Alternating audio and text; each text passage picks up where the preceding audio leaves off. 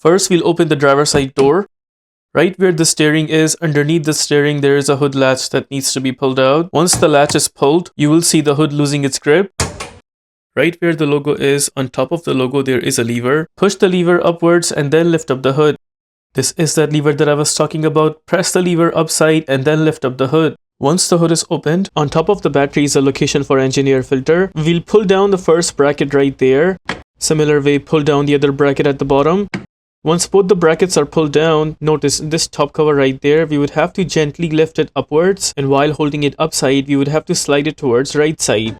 Just like that, the cover is taken apart, and right there is our engine air filter which we need to pull out. That is how we take out the engine air filter. In my case, the filter is good, so I'll be installing it back. But in your case, if you have a new filter and you want to install it back, just make sure that this side with the part number stays towards the bottom and the top left corner with a slightly sharp edge stays at the top. Now we'll go ahead and punch this filter back where we took it out from. We gently punch in the filter, making sure it's completely in and also not coming out.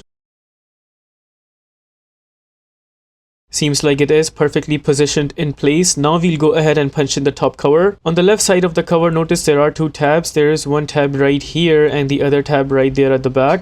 We have to make sure to punch in these two tabs into these two positions. There's one position right here and the other position at the back right there. Here we are grabbing the cover from the top and then punching both of those tabs into those two positions.